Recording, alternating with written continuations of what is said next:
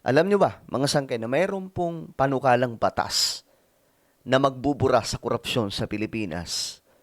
Ang nakaraan pa, mga sangkay, isinusulong, subalit tila baga, kinakalimutan na po, mga sangkay, nitong mga politiko.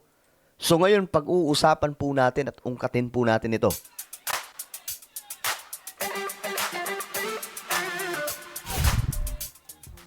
Alam nyo, mga sangkay, nakakalungkot mang isipin, pero tila baga, gusto po nitong mga korap na politiko, makalimutan na lamang po natin itong isinusulong, no, na panukalang batas. Dapat po ninyo itong malaman, mga sangkay, kasi deserve po natin na magkaroon ng malinis na gobyerno at maipagawa po talaga ang dapat na maipagawang proyekto. Kasi meron pong batas dyan, mga sangkay, o ipanukalang batas, actually, na magbubura sa korupsyon sa Pilipinas. Nako, matindi ito, mga sangkay. Pag-usapan po natin ngayon. Kasi matatapos na po yung baka matapos na lamang po itong taon. Hindi po maisabatas yan no? Kalampagin po natin. Anyway, sa mga hindi po dyan nakakapag-subscribe, guys, makikita nyo po yung subscribe button sa baba ng video na to. I-click nyo po yung subscribe. Alright? Para lagi kayong updated. Sa mga nanonood po sa Facebook, i-follow nyo po yung ating Facebook page. So, gusto ko po itong i-discuss, mga sangkay, kasi parang ang dating, magkakalimutan na lamang po. No? Parang magkakalimutan na lang. Parang wala na pong mangyayari kasi. Meron pong panukalang batas, mga sangkay. Ito po yung kinakatakutan nila. Ito po yung Kadena Act.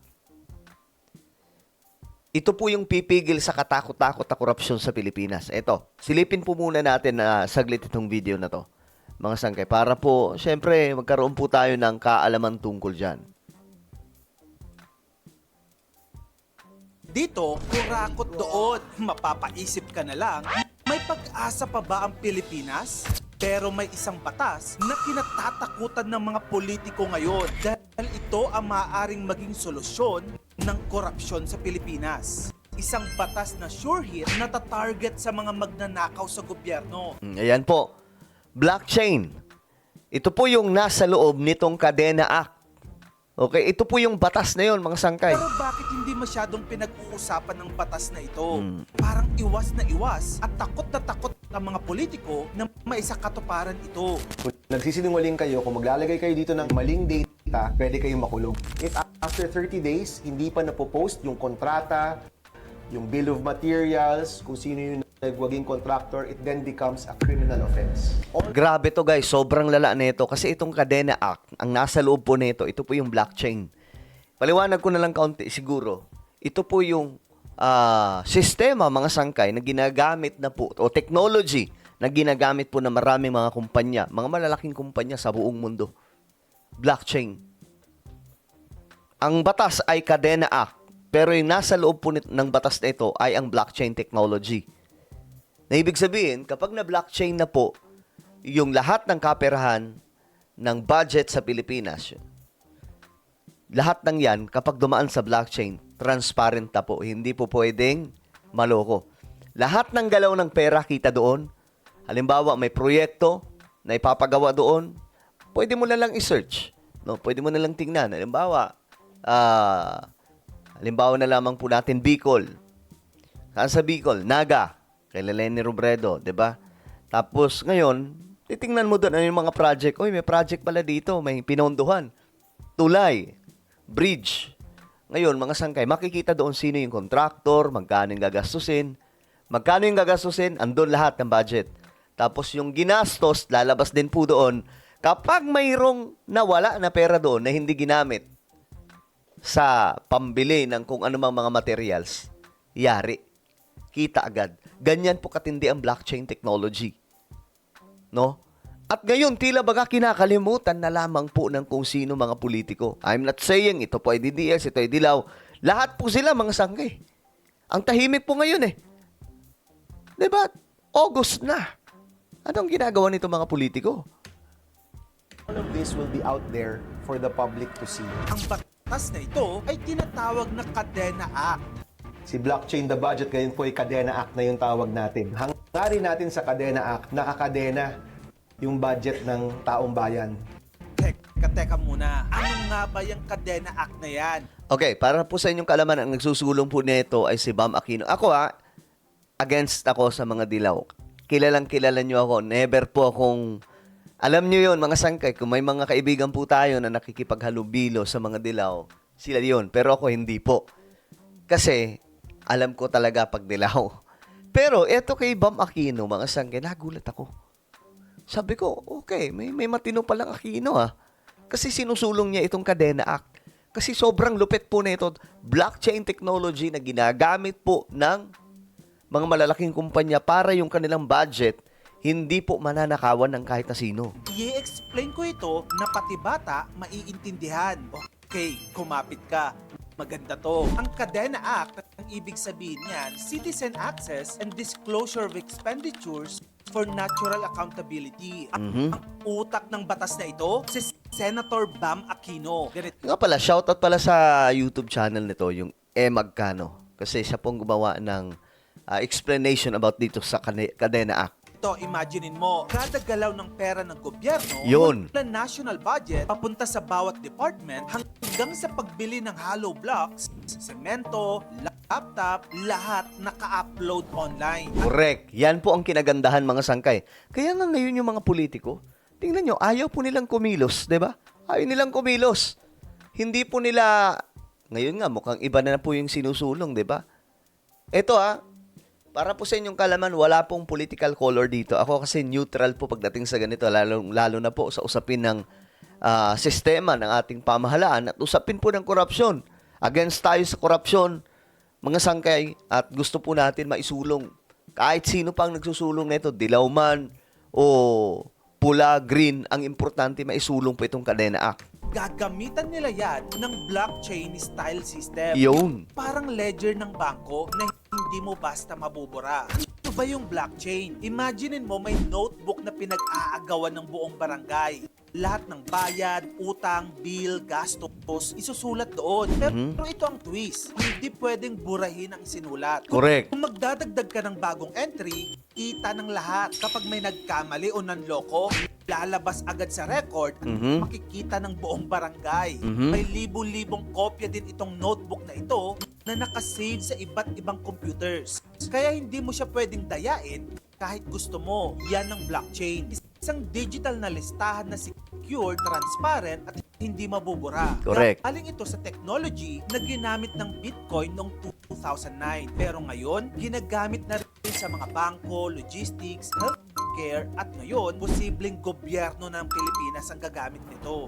Dito na papasok ang bida natin, ang Kadena Act. Marami ang detalye ng batas na ito. Pero simple lang ang goal. Gamit ang blockchain-style technology, makikita ng buong publiko ang lahat ng gastos ng gobyerno. Mula 1 milyon hanggang sa 1 sentimo. Parang digital resibo ng buong bansa. Ewan ko lang kapag makapangurap pa ito mga sangkay kung sakasakali na Lord willing, maaprubahan po ito mga sangkay. Pero ngayon kasi, alampagin po natin, i-share po natin ang video na to kasi nagtanto ako Ito, wala na po itong halo-halong, wala na itong kulay-kulay ng politika. Pare-parehas po tayong Pilipino at deserve po natin na maayos sa pamamahala. Big idea, every peso should be traceable. Walang mawawala, walang mananakaw. Ito ang original concept na tinawag dati na blockchain the budget. Pero ngayon, pinalitan na yung pangalan, Kadena Act na. Sa tingin ko, mas ma-appeal. Ang Kadena Act ay nakafile na bilang Senate Bill number 1506. May mga hearings na at maraming suporta na mula sa mga business groups. Ayon sa DICT, kaya nang simulan kapag naisa batas dahil ready na ang tech infrastructure. Okay, kunwari, naisa batas na ang Kadena Act at nagawa na nila yung infrastructure nito. At ano ang mangyayari? Una, goodbye ghost projects. Correct. Yan. Yan ang mangyayari mga sangkay. Wala nang ghost project niyan. Kapag ka na Kadena Act na o na blockchain na po yung budget ng Pilipinas. Yung mga kalsadang ginawa daw pero wala naman. Pag digital resibo ang system, makikita ng lahat kung may actual project at saan napunta ang pera. Pangalawa, mahihirapan ng mag-overprice. Oh, correct. Ang mga corrupt na opisyal. Sa madaling sabi, makakatipid na po yung gobyerno natin. Hindi na po substandard yung napapagawa, pero quality. Kumbaga, quality na po yung pinapagawa mga sangkay. Wala na pong substandard, pero makakatipid pa po tayo. Kasi ngayon, ginagatasan po yung pera ng pamahalaan para sa mga proyekto. Grabe po yung kickbackan ng mga politiko, mga sangkay. For example, bumili sila ng laptop na worth 30,000 lang. So, bigla nilang binili ng 80,000. Naku, automatic red flag yan. At dahil public ledger, hindi mo maitago ang presyo. Pangatlo, hindi mo na mabubura ang ebidensya. Correct. Yan talaga, hindi mabubura. Mga sangkay, halimbawa, kinuha mo yung pera. 300 million. Pak. Tapos, naisip mo, naku, baka makita dito sa blockchain. Ngayon, binalik mo. Kita din yun. Makikita doon ng taong bayan. Anak ng tokwa, si Mayor, oh. Nagkuha ng 300 million. Tapos binalik. Ba't kaya niya binalik? Siguro baka natakot. Ganun po, mga sangkay. Kumbaga, lahat ng iapak mo dyan, kitang-kita, mga sangkay. Sa blockchain-style ledger, hindi pwedeng burahin o i-edit ang isang record. Kung may mali, kita sa version history. Kaya kahit anong gawin mo pang palusot, naku, wala ka ng kawala kahit mag-wheelchair ka pa. Pang-apat, nandyan ang real-time bantayan. Ibig sabihin, hindi na tayo umaasa lang sa COA report na lumalabas taon-taon. Correct. Dito, pwede nating makita real-time kung magkano ang ginastos, kanino binayad, at kailan inilabas ang pera. Ibig sabihin, lahat ng Pilipino maaaring magbantay. Galing. Lahat tayo pwedeng maging auditor. At panglima, mas madaling makompare ang mga ahensya.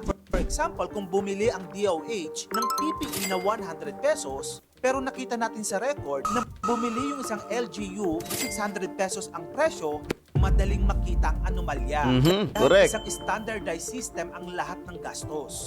Pero hindi perpekto ang sistemang ito, may mga limitasyon din. Kung mali ang data na in-upload, mali pa rin. Kaya kailangan ng random audits. Dapat may training din ang mga government offices para tamang paggamit ng sistemang ito. Pero maliban sa mga yan, naku, kung ako ang tatanungin, mas pipiliin ko na itong sistemang ito kaysa sa bulok na sistema na talaga namang ini-enjoy ng mga magnanakaw sa gobyerno ngayon. Kaya naman kudos sa Senator Bam Aquino sa pagsusulong ng napaka-importanting batas na ito. Okay, so, ayan mga sangkay, blockchain, no? Ito wala na po ang political color dito, ha? Kasi, kailangan po natin to. Dapat pinananawagan din po ito ng mga DDS, mga Dilawan, at mga pro-Marcos kung kayo po talaga ay makabayan na tunay. No, kung kayo ay tunay na makabayan, hindi po away ng politikang inyong atupagin, kundi panawagan nyo po itong ma-blockchain na yung pera ng gobyerno. Para lang sa ganun, lahat ng mga project, mga sangkay, na inoogag po nito mga politicians, mga sangkay, mga contractor, mga engineer, mga taga-DPWH, hindi na po maulit, mga sangkay, yung galong klaseng kalakaran. Okay, yung blockchain ngayon, actually pinanawagan na po ito nung nakaraan, mga sangkay, isinusulong na po ito. Pero tila baga, matatapos na lamang po yung taon natin, parang hindi na po maingay itong blockchain. Bakit? Dahil ba may mga issues ngayon na kinabibisihan sila? Guys, wag natin kakalimutan. Ito yung kailangan para matapos yung korupsyon nito mga korap na politiko sa ating bansa. At tila baga ngayon, parang kinakalimutan na lamang po nila itong Kadena Act. Bakit?